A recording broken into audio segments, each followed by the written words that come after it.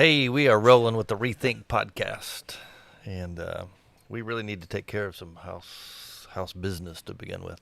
We do? Yeah, we hurt some feelings last week. Well, Ben did. Ben did, and it was uncalled for. Well, would you guys be saying that if she hadn't have offered us cinnamon rolls? No. I think you would have let it go.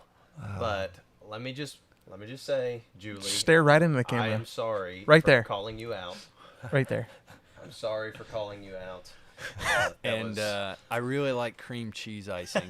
So just But if that was FYI. you, double cream cheese icing. Double no, cream Julie's cheese. awesome. One of 3 people that may watch every week. So That's true. We got to keep those people happy. We got to keep them That's who happy. we cater Terry to Terry here. Sapp did not say a word, which means he has fallen off the wagon. Uh-oh. He is rethinking his decision to watch the ReThink podcast. You know, I was talking to one of our life group leaders this week. Had Would you lunch like to with share a name? him, Kyle, and he was saying that Kyle Stortzum? He really likes watching the service online, and he gets stuff out of that and yada yada yada. But he is not gonna invest his time to watch the podcast. Oh, that's good. Yeah, and I was like, "You're really missing out, Kyle." Yeah. So, and then he was like, "Do you think I could do a podcast?" Well, okay, that's where I was going. So wait, what?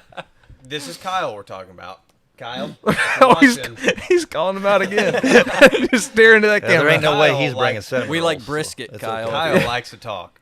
Oh yeah, Kyle he does. doesn't want to sit and listen to other people talk because he can't jump in. That's part of the thing. I So, love you, brother. hey, shout out for Kyle, FCA. He talks a lot, but he does some He does great an stuff in our excellent job. Yep. community and region. So Yes. doing FCA stuff. And it would be He's better awesome. if he would watch the ReThink podcast. Yeah, I mean, he would get better. So do at you what have he to does. actually? You don't have to sit down and watch this. People need to No, understand. you can mow you can grass while listen. you're listening. Yeah. You can just listen. Yeah. I mean, the visual, can the visual mow. is not that good. Yeah. Well, unless Ben calls people out. Yeah, it's better That's than it used to worth be. it. The visual's better than it used to be, but It is. it's not that great. So you can watch this in the I car. don't know. My wife says she just mutes us and just stares at me during it. I don't know. So, but anyway, Ben. Yay! Revelation. I heard there was a spider on your counter at home. Yeah. We were talking about that earlier, Janelle. yes, yeah. And how about how tough you were? Yeah, my wife FaceTimed me. Oh, he's Tuesday. going for I it. said, yeah, might as well. We already opened the bag. She's not gonna watch this. No, she hadn't made it this far. So my wife FaceTimed 240. me on Tuesday as I'm driving up here for a meeting, and I'm in Louisville, and is wanting me to turn around and come kill a spider. And I said, I can't. I would be late. And so she pans around the room, and all my kids are standing on the furniture in the living room, and she's like yelling at various times. She's like, and it was pretty big. It was the biggest one I've seen in our house. And she says, "It's hissing at me." I'm like, no, it's not. She's like, "I'm pretty sure it's a baby tarantula." I'm like, no, it's not. Dude, let me give you some marital advice. I set you up, but you didn't have to jump off the cliff. Dude, he went diving off the cliff. But- Janelle's not watching Finish. this. Let me She's finish. no, she's not watching this. But somebody out there is going to tell her. So where I'm going with this is she overcame her fears and was brave and did it. Hallelujah. Screaming as she did it. But I'm very proud of you, honey. I love you. I feel So- like that part's gonna be cut out of the clip. Oh, I hope so. That'd be great. Oh man. Oh boy. All right. Well, we're moving our way through Revelation, and the Revelation from Jesus, and we're at chapter 21, and it's to me this is where it really gets fun. I mean, this is the again we're making everything's pretty obvious. It makes clear sense. Well, at least to me. We have some interpretive things that we'll talk about as we go through this text. That at the end of the day, I don't think they matter, whether you agree with them or not. But they're important, and I think they help us see the text. And so we'll talk about that. What has heaven been described as here? So I don't know how we want to jump in. We can't probably don't want to read the whole text, but I'm going to get the start for us. I'll read like the first 7 verses. Then I saw a new heaven and a new earth, for the first heaven and the first earth had passed away, and there was no longer any sea. I saw the holy city, the New Jerusalem, coming down out of heaven from God, prepared as a bride, beautifully dressed for her husband. Then I heard a loud voice from the throne saying, Now the dwelling of God is with men, and he will live with them. They will be his people, and God himself will be with them and be their God. He will wipe every tear from their eyes. There will be no more death, or mourning, or crying, or pain, for the old order of things has passed away. He who was seated on the throne said, I am making everything new. Then he said, Write this down, for these words are trustworthy and true. He said to me, It is done. I am the Alpha and Omega, the beginning and the end. To him who is thirsty, I will give drink without cost from the spring of the water of life. He who overcomes will inherit all this, and I will be his God, and he will be my son. I think one of the key elements of understanding what's really being unpackaged for us here is this word new. And again, Shane Wood, got to go with credit where credit is due, helped to illuminate this for me. That the word new can mean a lot of different things, right? In English, it has a lot of different definitions or descriptors. But in Greek, there's two primary words used for new. It's neos and kainos. Neos is the new that is out of nothing. Shane's example is a baby. You know, a new baby. It's a new life, hasn't existed before, created by God. And then the kainos, new, is made new, restored to a previous state as if it is new, right? And in the Message, I used my first car was a 57 Chevy, you know, and I in the course of a couple of years fully restored that. Actually, in my opinion, was better than it was new because it went from being pukey mint green to candy apple red. So it wasn't actually kainos, it was restored and altered some. But kainos means to bring back, to restore.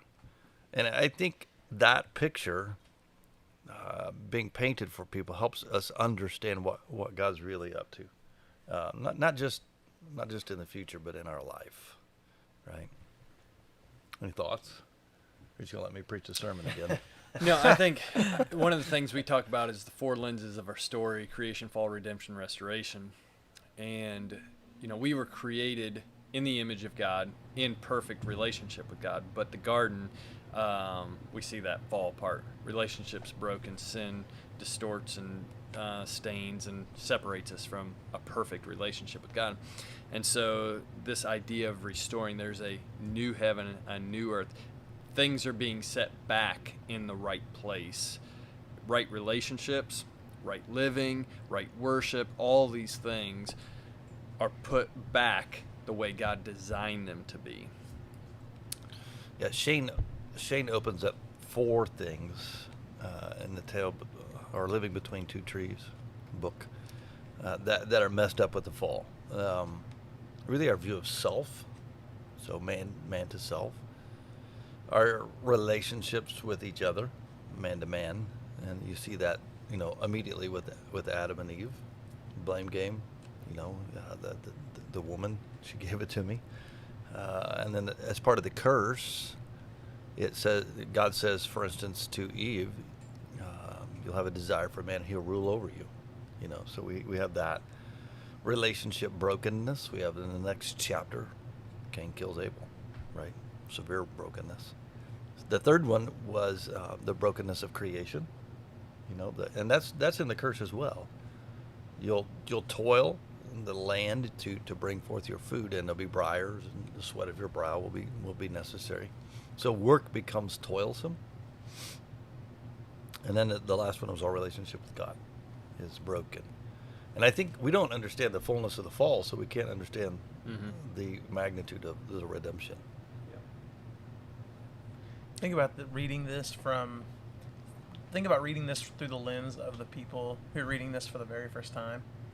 And I think, like, you know, you think about all the oppression that they're dealing with. And then for them to hear that Jesus is making all things new. That's that peace that you need in the midst of struggle. And I think that's what a lot of people are really clinging on to and have been in this series, as we just keep talking about over and over again, that he's coming soon, and he's making all things right. Yeah, it's all about hope, right? This gives us hope, and this passage is the hope fulfilled. Mm-hmm. And I think, too, you like even the description as you read that, there's no longer any sea. I mean, the sea was a violent, dangerous place where like your life is always threatened. That was the imagery that's being conjured up there. And I think it's interesting that's right up there in the very beginning, like, and there was no longer any sea. Like, Beach people hate that passage. Right. They're like, what? yeah. It's only mountains from here on out. Yes. Right. But, like all of that worry, anxiety, like there's a big picture in the sea that would have like connected with them. And then Right. also the idea of drinking this living water, because water was like the source of life in the ancient world. And if you didn't have water, like you died. Mm-hmm. And this is like, you will have water, you'll have living water forever. Free and, And and you flowing. never have to go searching for it. And so it's that right relationship being brought back where the things of this world will no longer hold us and bind us and shape us, but we'll be fully in the presence of God. He will dwell with his people. And that's a huge part of this. The dwelling of God with us sets all things right for us. That idea of the sea, when we unpack chapter 4 and 5, which was that powerful scene of the throne room, with the creatures and the elders and the angels all worshiping the Lamb, the lion who was slain but standing. All of that's described for us. And there's a sea around the throne there, clear as crystal, calm at that point. So evil is under control was the message there, because they did see the sea as evil, but it's gone. Mm-hmm. It's gone. It's not like under control or in check any longer. It's done. And that's a transition time-wise that I think John is unpacking, or Jesus is unpacking for us here. We've been talking about the tribulation and the suffering and all of these things being a part of the Christian walk. And from the time Jesus left to the time he returns, we deal with these issues. We have a sea still. He can calm the sea, but we have a sea still. So evil still exists, and we have battles, and we talked about all that. But it's gone. No more. Whenever I was thinking about or reading this, I was just reimagining being there on the Sea of Galilee and Jesus walking on water. Like, what a message that is communicating. Like, he doesn't just have authority, like word authority over the sea. He walks on it. He walks on evil. He tramples on evil, and it can't do anything. And even how it affects Peter when he takes his eyes off, he begins to sing. Jesus is like, even in the midst of that, I'll pull you up out of that, and you'll be more than conquerors. Like, so you start putting those pieces together. Yeah, what did they say when he calms the storm? Yeah, even the waves obey him. Yeah, who is this? Yeah, And now it's gone. it's gone. It's gone. There's so much hope in that, for it's been a crazy, how long are we into this mess now? 18 months, of turmoil and chaos and division in our world. And sickness and death, all the time talked about. No more. No more. Everything that troubles you, all the anxiety, all the chaos, everything that keeps you up at night or wakes you up during the night, gone. I mean, it's Like spiders. Yeah, spiders. They will not be made new. And they don't hiss at you in heaven. But this is the world that God is restoring for us. That's the world that Adam and Eve had before they chose to rebel and partner with death. And I think as we're looking at this, the easy route for us is to focus on the creation itself. But the real hope in all of this is that in the new heaven and new earth, God is there. Like, that's the prize. Mm-hmm. And everything else, that just comes with it. But being and interacting and living in community with God, like, that's the hope. So, go ahead. I was going to say, our family watched The Chosen, Mm-hmm. and I think it they do a pretty good job of actually painting that picture, because a lot of times we think of like going to heaven, we get whatever we want, right? Yeah. And in The Chosen, there's a scene where like they're out with Jesus hanging out, and they're like, we're out of food, right? And they're like, well, Jesus is going to provide for us in some way, shape, or form. But there's a hunger there, right? And someone comes to him. Oh, I think it was Matthew. They come to Matthew and they're like, why did you trade your life of luxury to hang out with Jesus? And he's like, like there's no other option. Like I had to. And being satisfied and being fulfilled in ways that we'll never understand, like on this side of eternity, will be realized in the presence of Jesus. Like he is the prize, he is the reward, and there's a satisfaction that is promised that comes with being with him. And so I think a lot of times we view heaven in our own perspective of like, oh, it's going to be exactly how I want it. Well, no, it's going to be satisfying in ways that you'll never know on this side of eternity. Yep. Yeah, I've done, and you guys probably have too, a lot of funerals where people have talked about what that person may or may not be doing in heaven. And it's always like, I bet they're sitting on the dock fishing. It's like, well, I don't know, but that's just you're really selling heaven short if that's what you're looking forward to. Like you get to be with Jesus. That's what heaven is. Yeah, when I was a kid and even early on in my faith journey, I can think back at times where the descriptions of heaven that I grew up with, it's like I don't even really want to go there. Yeah. Well, I heard it was because just all about singing. I was going to say Never constant ending. singing. Yep. Mhm. Yeah. And I think that came from the worship pastor. We didn't have one of those. No, I think that probably comes from chapter 4 and 5, Yeah. where all day and night they're singing forever. They sing, which is not the point of that passage. Right. That's something that's going on right now. And that's creatures created for that purpose. Yeah. When we talk about, and this is why it's important that word new is kainos is restored. What were we created for? A version of that, a perfect version of that, is what we are going to be participating in heaven. So heaven's not all about looking like a cherub and playing a harp and floating around on clouds and pretending like you're happy with that all the time. The Sawsaw is back. It's not going to be Sawsaws either. But here's my question Well, that was done. Here's my question though, like for you guys, how do you keep this perspective at the forefront of your mind? Because I mean, you watch what's going on in our world and how quickly the enemy tries to depress you and push you down. So I mean, what are some ways you guys are trying to do that? Matt Chandler, I was listening to him teach through this passage of Village Church. He came to verse 4 in chapter 22, which is really kind of an extension of what I just read. But he said that they will see his face. They will see his face. You can just read that like, oh, you'll see Jesus' face. That's what it is for me. It's like at some point in my future, I'm going to see the face of Jesus.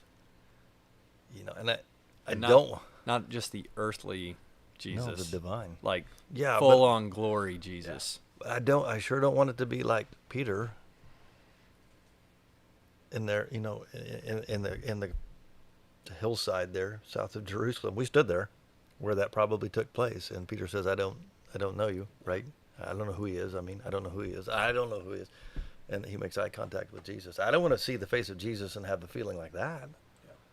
I want to see the face of Jesus, and what I think is being portrayed for us in chapter 22, the divine face of Jesus, that, it's a welcome. Yeah. It's a welcome into, well done. Well done, good and faithful servant. Come and enjoy what I have prepared for you. I'm not worthy of that. Yeah. I never will be worthy of that. But I want that moment where my faithfulness, my sticking to it, my perseverance, and trusting Jesus to provide for me, that he is going to lift my head, because I think we all will. We're going to drop to our face because we don't belong in his presence. Yep. But he's going to lift us up and say, well done. Yeah. And I you think- got to keep coming back to that. I think, was it C.S. Lewis that said, for the believer, this is as close to hell as you'll get. For the non-believer, this is as close to heaven as you'll get. Yep. And, I just think I don't want to spend my whole life chasing the things of this world, knowing like, if this is where my hope is, then even the good things, there's still an element of brokenness in them. Like, that's as good as it's going to get. Like that's very discouraging. And I can't really wrap my mind around, nobody can, just the glory that is waiting. But so I think my prayer lately has been, especially kind of in light of just some things I feel like God is working on me with, my willingness to throw my opinion about all these worldly things out there, but yet sometimes keeping the gospel hidden. Those are some things that's like, man, what do I want to spend my life doing? I want to spend my life making Christ known, because I have that hope of the world to come, and I want people to have that, because, man, if you're putting your hope in anything else, like this nasty, broken world that we live in, this is as good as it's going to get for you. Man, that's painful. And so, yeah. Here, let me ask you a question. What's the best meal you've ever had? Probably Ruth Chris Steakhouse with Bob Russell. That's on That's the my most top. expensive meal That's I've ever good. had. I think, yeah, I've had some really good food, but I think there's You're an a foodie. Yeah, you're am. like, I We am. go somewhere and you Next have like level. 9 restaurants picked Yeah, out in town. but like, I think this, as I've gotten older, I realize like there's another piece to that. So the food is great, but I miss like my grandma's cooking. Oh. Like, going back to at that, you. those were the best meals. Yeah. So the best one I've had, I think, was Marlin fish and chips. Like, it was delicious. Marlins? You ate Marlin. marlin? Yeah. Or a marlin? Like a marlin, like a fish. Oh, like Marlin swordfish. fish. Yeah, swordfish. never had that. So, I was having this conversation with the discipleship team yesterday, and we were talking about these food experiences, whether grandma or restaurant or whatever. And I said, isn't it funny? Like, you can have a really incredible meal, and you feel full and satisfied, and within an hour or two, that feeling begins to fade. The hunger begins to, and you remember that, but the feeling changes. And by 3, 4, 5 hours away from that meal, you're like, Burger King, like, just give me some. I need something. I don't know if I've ever said Okay, Burger but King, you know what I'm saying? Like, you're craving something. Yeah. It's a temporary fulfillment. Yeah.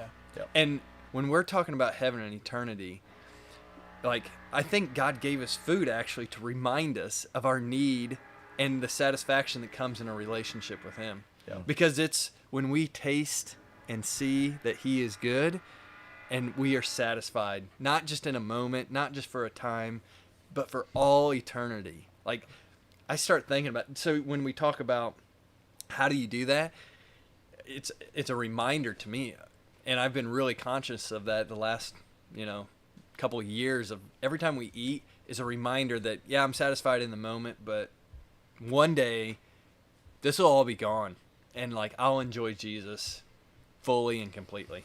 And the reason that I wanted to ask that question is because I've been watching the Sheep Among Wolves documentaries. There's 2 of them. And in the first one, there's a guy who comes on screen and he's blurred out, right? Because his identity has to be concealed. And he's using a voice box to hide his voice. And he says this. He says, with everything going on in our country, it's an honor to think about giving my body for the Lord. yeah.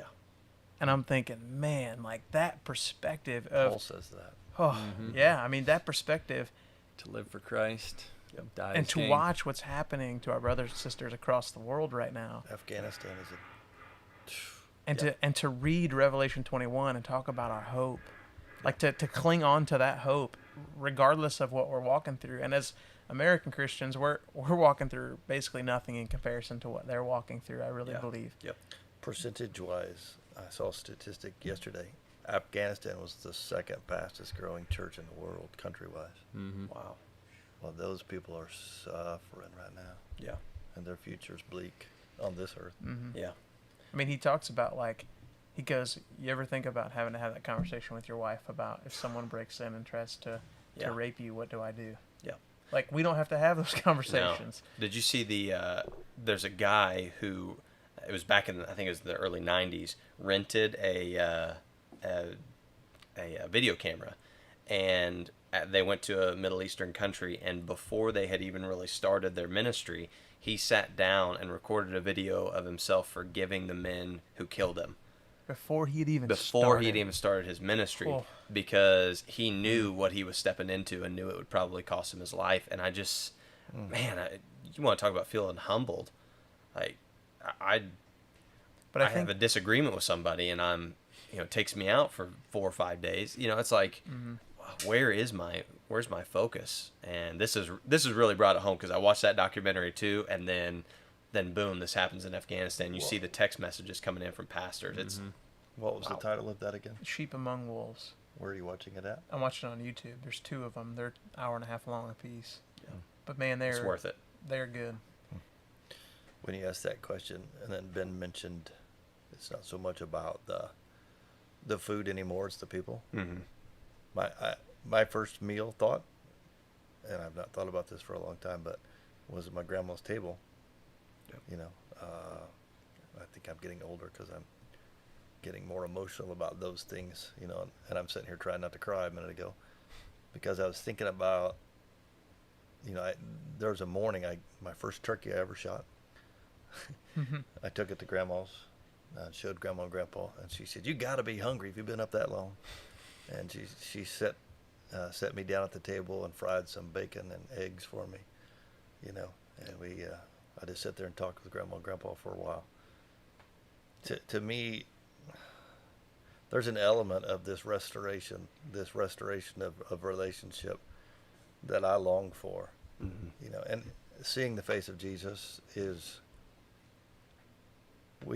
I've never seen the face of Jesus, so I don't have that same emotional response to that like I do, but I'm going to see I'm going to see other faces too. Yeah.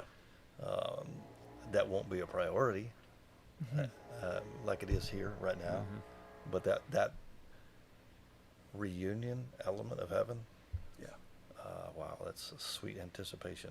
Yep. That bridges me to a thought here, guys, and that is, when we talk about what is heaven going to be like, we get this crazy description, chapter 21, early parts of chapter 22 of this, this city, and they go into the descriptors, pearl gates and all these 12 different stones, and of course we all know there's been much discussion about the streets of gold, right, and songs about that.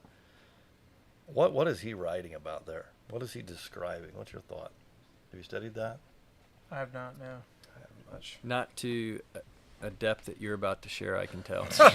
Get the readers So out. I'm going to go ahead and defer to. Well, I listened to Shane Wood. Okay. Yeah. No, he does the same trick to us here that he did in 4 and 5, when he says, "Who can open the scroll? Who can unveil for us the plan of God for history?" And John weeps because no one is available, and the elder says, "Don't weep, there is one. The Lion of Judah can open the scroll." So John turns to look to find the lion and sees, the lamb, a lamb who had been slain, standing. He is able to open the scroll. So you get that dramatic transition. You look for this and you see this. And so twice he sets up for us that I want to show you the bride. And we know all throughout the New Testament that we're the bride, right? I tried to explain that to my son Malachi last night. I'm not a girl. Right. But in this relationship, metaphorically, we're the bride and Jesus is the groom. And so we're looking for the church when we see that, right? People. And then we get this crazy descriptor of this perfect cube that has all of this riches in it. What is it? It's the new heaven and the new earth. This holy city, Jerusalem, was Jerusalem for the people. That was the epicenter of the the gift they receive for being the people of God. God said, if you'll follow these commands, Mount Sinai, 10 Commandments, if you'll follow these commands, I will be your God and dwell amongst you. And what did he just tell us he's going to do? He's going to dwell among us. He'll be our God, and we'll dwell with him.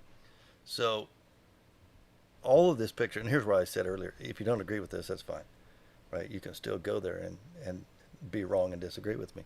But this is a people. That descriptor is a people. You know, it's